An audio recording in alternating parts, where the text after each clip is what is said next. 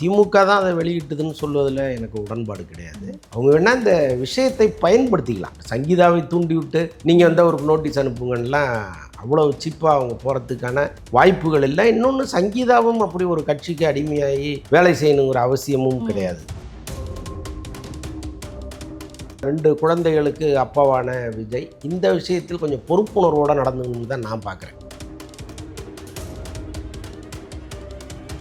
சினிமாவிலிருந்து இவ்வளவு கருத்துக்களை சொன்ன ஒருத்தர் வந்து இப்படி ஒரு தவறாக நடந்துட்டாரேங்கிறது உள்ளபடியே எனக்கு வருத்தம் தான். அதை அவர் தவிர்த்துருக்கணும். இல்லைங்க, இப்போ அவர் பேசினாருன்னா அந்த பதிலை வச்சு இன்னொரு 100 விவாதங்கள் நடக்கும். அப்போ பேசாமல் இருக்கிறதே பெஸ்ட்டுன்னு அவர் நினைப்பார். இப்போ இந்த வழக்கில் கூட சங்கீதா வந்து த்ரிஷான்னு எங்கேயுமே சொல்லலையே. சொன்னால் அன்னைக்கு அவங்க ஏதாவது ரியாக்ட் பண்ணுறதுக்கு வாய்ப்பு இருக்குது. சென்னையில் இருந்தாலே அவர் வந்து நம்ம தாஜ் ஹோட்டல் பக்கத்தில் ஒரு அப்பார்ட்மெண்ட் ஒன்று, அங்கே தான் அவர் இருக்கார். இப்போவும் அங்கே தான் இருக்கார். ஸோ அவர் வந்து இவருடைய நடவடிக்கைகள் பிடிக்காம தான் அவர் வெளியே இருக்கார். சில அரசியல் கட்சிகளை நான் அவங்களுடைய பெருந்தன்மையை பார்க்குறேன். முக்கியமாக அதிமுக இந்த விஷயத்தை அவங்க கையில் எடுக்கவே இல்லை எங்கேயுமே. அவங்களும் சரி, அவங்க ஐடி விங்கும் சரி, எங்கேயுமே கையில் எடுக்கலை. அதே மாதிரி நாம் தமிழர் கூட ஒரு சிலர் தான் அதை பற்றி பேசினாங்களே தவிர பெரும்பாலும் யாருமே பேசலை. அது மாதிரி அண்ணாமலை உட்பட பல பேர் வந்து ரொம்ப நாகரிகமாக அதை கடந்து போனாங்க. சம்மர் வந்தாச்சு. What's your plan for this holiday? GT Holidays, South India's #1 travel brand. மண்மனம் மாறா சுவைக்கு உதய் கிருஷ்ணா அசல் நெய். இப்போது புதிய அறிமுகம் ஆச்சி ஹோட்டல் சாம்பார் 50 கிராம் ரூபாய் 20 மட்டுமே. சிட்டி ஃபாக்ஸ் நேயர்களுக்கு வணக்கம். நான் உங்கள் விஜய் பிரியா. இன்னைக்கு இந்த நேர்காணலில் நம்மளோட யார் இணைஞ்சிருக்காங்க அப்படின்னு பார்த்தீங்கன்னா ஜேர்னலிஸ்ட் அந்தனன் அவர்கள் தான் நம்ம கூட இருக்கிறாங்க. அவங்ககிட்ட நிறைய விஷயங்கள் நம்ம கேட்டு தெரிஞ்சுக்கலாம். வணக்கம் சார். வணக்கம். விஜய் மற்றும் சங்கீதா அவர்களுடைய விவாகரத்து விஷயம் தான் இப்போ போயிட்டுருக்கு. ஸோ இதில் நிறைய விஷயங்கள் வந்து முரண்பாடாக இருக்கிற மாதிரியான விஷயங்கள் நம்ம பார்க்குறோம். 2025 டிசம்பரில் வந்து இந்த விவாகரத்தை வந்து கொடுத்துருக்குறாங்க, நோட்டீஸ் வந்து கொடுத்துருக்குறாங்க. அது இப்போ ட்ரெண்ட் ஆகிறதுக்கு டிஎம்கே தான் ரீசன் அப்படிங்கிற மாதிரியான டாக் வந்து போயிட்டுருக்கு. உண்மையாக என்ன நடக்குது? இல்லைங்க, திமுக தான் அதை வெளியிட்டதுன்னு சொல்வதில் எனக்கு உடன்பாடு கிடையாது. அவங்க வேணால் இந்த விஷயத்தை பயன்படுத்திக்கலாம். சங்கீதாவை தூண்டிவிட்டு நீங்கள் வந்து அவருக்கு நோட்டீஸ் அனுப்புங்கலாம் அவ்வளோ சீப்பாக அவங்க போகிறதுக்கான வாய்ப்புகள் இல்லை. இன்னொன்று, சங்கீதாவும் அப்படி ஒரு கட்சிக்கு அடிமையாகி வேலை செய்யணுங்கிற அவசியமும் கிடையாது. நல்லா பாருங்கள், அவங்க ரொம்ப வசதியான குடும்பத்தை சேர்ந்தவங்க. எந்த வகையிலும் அவங்கள வந்து நீங்கள் ஈர்க்க முடியாது. ஒன்று பணத்தை கொடுத்து நீங்கள் வந்து மயக்கணும்.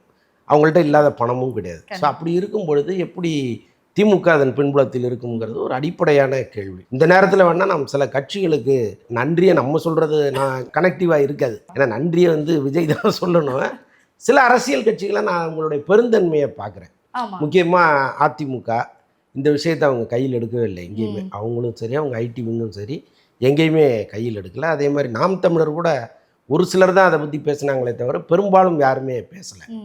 அது மாதிரி அண்ணாமலை உட்பட பல பேர் வந்து ரொம்ப நாகரிகமாக அதை கடந்து போனாங்க. அதுதான் அரசியல் கட்சிக்கும் ஒரு நல்ல அழகாக இருக்க முடியும். ஏன்னா இங்கே தனிப்பட்ட விவகாரங்களை பேச ஆரம்பித்தா எல்லாரும் குறித்தும் பேசலாம். ஸோ அந்தளவுக்கு மோசமான பின்னணி எல்லாருக்குமே இருக்குது. ஆனால் விஜய் அதுலேருந்து சற்று மாறுபடுறாரு அப்படின்னா, எல்லாருமே வந்து இங்கே ஒரு தனிப்பட்ட வாழ்க்கை இருந்துச்சு. அதற்கப்புறம் அதை வந்து அவங்க நிரந்தரமாக்கிட்டாங்க. பொது வழியில் வந்து அவங்கள ஏதோ ஒரு வகையில் வெளிப்படையாக அறிவித்தாங்க, திருமணம் பண்ணிட்டாங்க, இதெல்லாம் நடந்துச்சு. பட் இங்கே வந்து அப்படி இல்லைங்கிறது ஒன்று. 2 குழந்தைகளுக்கு அப்பாவான விஜய் இந்த விஷயத்தில் கொஞ்சம் பொறுப்புணர்வோடு நடந்துக்கணும்னு தான் நான் பார்க்குறேன். எவ்வளோ விஜய் குறித்து நம்ம பாசிட்டிவாக பேசினா கூட இந்த விஷயத்தில் என்னால் பாசிட்டிவாக பேச முடியாது. ஆமாம், என்னென்னா இப்போ பாருங்கள், நான் சில மாதங்களுக்கு முன்னாடி ஒரு செய்தி ஒன்று படித்தேன். அதில் வந்து ஒரு 57 வயது பெண்மணி வந்து தன்னுடைய கணவரை டைவர்ஸ் பண்ணியிருந்தாங்க. எனக்கு ரொம்ப ஆச்சரியம். இந்த வயசு வரைக்கும் அவங்க வெயிட் பண்ணிவிட்டு இப்போ பண்ண வேண்டிய அவசியம் என்ன இருக்குது அப்படின்னா, அவங்க சொல்கிறாங்க, எங்களுடைய குழந்தைகளுக்காக நாங்கள் பொறுத்துக்கிட்டோம்.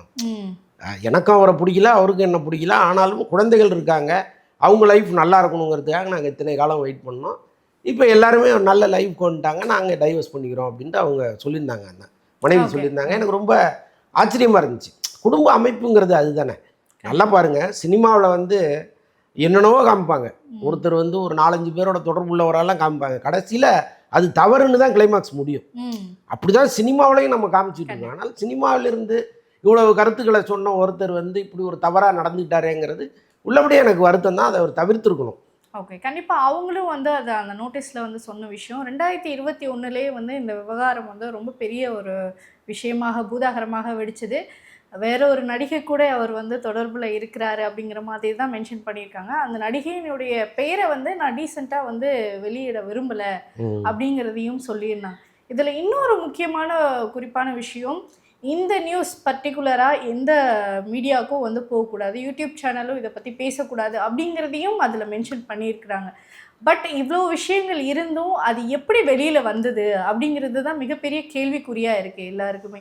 இதை பற்றி உங்களுடைய கருத்து? இல்லைங்க, இப்போ என்னென்னா நீங்கள் எவ்வளவு ரகசியமும் இங்கே வந்து காக்கப்படவே படாது. அதுதான் உண்மை. கடந்த பல வருடங்களாக நம்ம அதுதான் பார்த்துட்டு இருக்கோம். நீதிமன்ற தீர்ப்பையே முன்னாடியே கசிய விடுற அளவுக்கு சூழ்நிலைகள் இருந்திருக்கு. உள்ள கலைஞர் வந்து பால் கமிஷன் ரிப்போர்ட்னு ஒன்று வெளியிட்டார். அது பெரிய குற்றமாக கருதப்பட்டு அவர் மீது வழக்கெல்லாம் போடப்பட்டுச்சு. ஸோ அந்த அளவுக்கு வந்து இங்கே எதுவுமே ரகசியம் இல்லை. மூன்றாவதாக ஒரு நபருக்கு அது போயிருச்சோ எப்படியாவது அது வெளியில் வந்துடும்.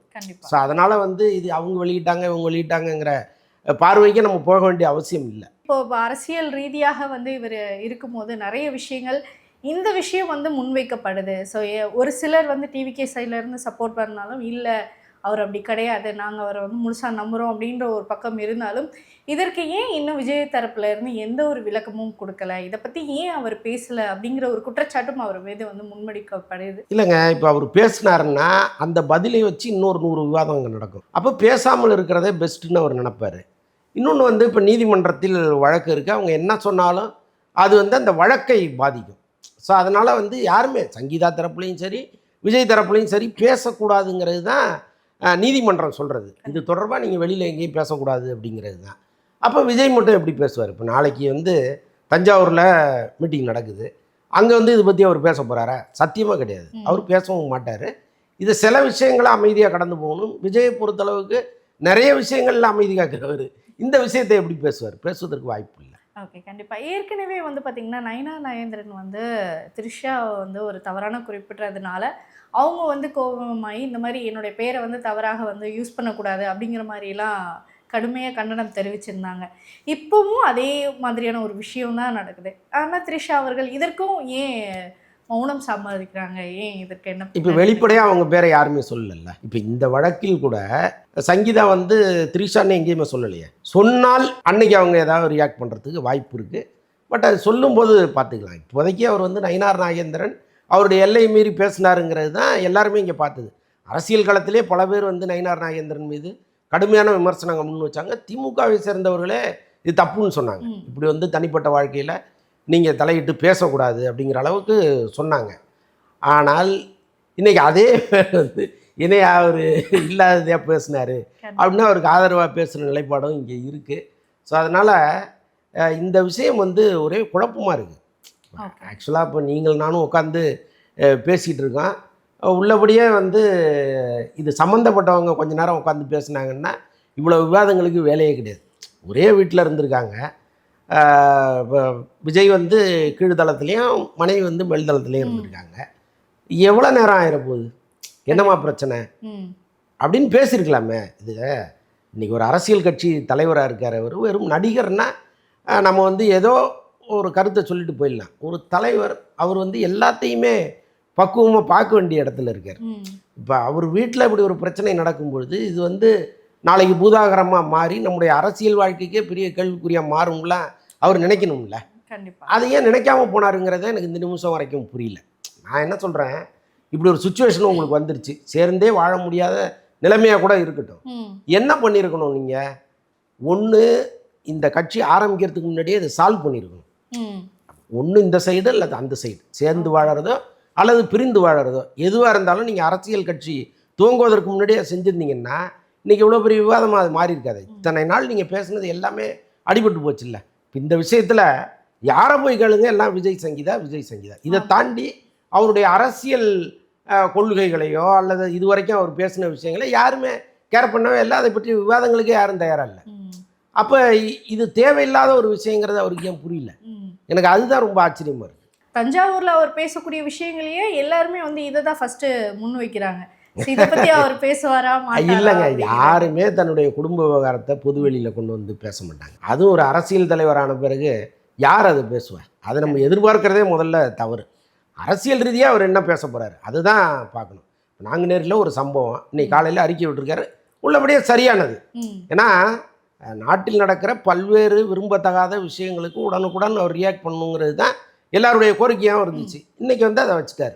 பொதுவெளியில் வந்து இந்த மாதிரி கண்மூடித்தனமாக ரவுடிசம் நடக்குது, இதை வந்து அரசு கண்டிக்கணும், அரசு வந்து கட்டுப்படுத்த தவறிடுச்சுங்களா சொல்கிறாரு. இதுதானே சரியாக இருக்கும். இப்படி ஒரு அரசியலை தான் அவர் கொண்டு போகணும். இன்னும் நிறைய விஷயங்கள் இங்கே பேச வேண்டியது இருக்குது. நாளைக்கே கூட அவர் நாங்குநேரி விஷயங்களை பேசலாம். ஸோ அதனால் வந்து இதை பேசுவாருன்னு நம்ம எதிர்பார்ப்பது சரியில்லை. கண்டிப்பாக. ஸோ அவருடைய மகன் சஞ்சய் அவர்களும் வந்து இன்ஸ்டாகிராமில் வந்து தந்தையை அன்ஃபாலோ பண்ணிட்டாரு அப்படிங்கிற மாதிரியான டாக்கும் வந்து போயிட்டுருக்கு. இப்போ அவரும் வந்து ஒரு டைரக்டராக வந்துட்டுருக்கிறாரு. ஸோ இந்த சுச்சுவேஷனில் இந்த மாதிரியான ஒரு ஃபேமிலி இஷ்யூவை அவர் எப்படி ஹேண்டில் பண்ண போகிறாரு? அவர் முதல்ல சோஷியல் மீடியாவில் இருக்காரான்னே தெரியல. நிறைய பேர் வந்து ஃபேக் அக்கௌண்ட் வச்சுக்கிட்டு ஃபாலோ பண்ணுறது அல்லது அன்ஃபாலோ பண்ணுறது, இதை வச்சு ஒரு கருத்து நம்ம சொல்கிறோம். எனக்கு தெரிஞ்ச ஒரு சோஷியல் மீடியாவில் இல்லைன்னு தான் நான் நினைக்கிறேன். ஓகே. ஸோ அது ஒன்று. இன்னொன்று கட்டாயமாக ஒரு மகனாக வருத்தமாக தானே இருக்கும். இன்னொன்று நல்லா பார்த்தா தெரியும், அவர் வந்து சின்ன வயசில் அவங்க அப்பா கூட டான்ஸ் ஆடி இருக்கிறாரு. அப்படி தான் இருந்திருக்காங்க எல்லாமே. திடீர்னு ஏதோ ஒரு பிரச்சனையாக இருக்குது. இவர் ரொம்ப காலமாக வெளியில் தான் இருக்கார். ஆக்சுவலாக அவர் வீட்டில் இல்லை, அவங்க மட்டும் ஃபாரின்ல தான் படிச்சாங்க. இல்லை சென்னையில் இருந்தாலே அவர் வந்து நம்ம தாஜ் ஹோட்டல் பக்கத்தில் ஒரு அப்பார்ட்மெண்ட் ஒன்று, அங்கே தான் அவர் இருக்கார். இப்போவும் அங்கே தான் இருக்கார். ஸோ அவர் வந்து இவருடைய நடவடிக்கைகள் பிடிக்காம தான் அவர் வெளியே இருக்கார். ஸோ நிறைய விஷயங்கள் நம்ம பேசணும். இந்த நேர்காணலில் ரொம்ப அருமையாக தெளிவான விளக்கங்கள் எங்களுக்காக கொடுத்ததற்கு மிக்க நன்றி. சம்மர் வந்தாச்சு. What's your plan for this holiday? GT Holidays, South India's #1 travel brand. மனம் மாறா சுவைக்கு உதய் கிருஷ்ணா அசல் நெய். இப்போது புதிய அறிமுகம் ஆச்சி ஹோட்டல் சாம்பார் 50 கிராம் ரூபாய் 20 மட்டுமே.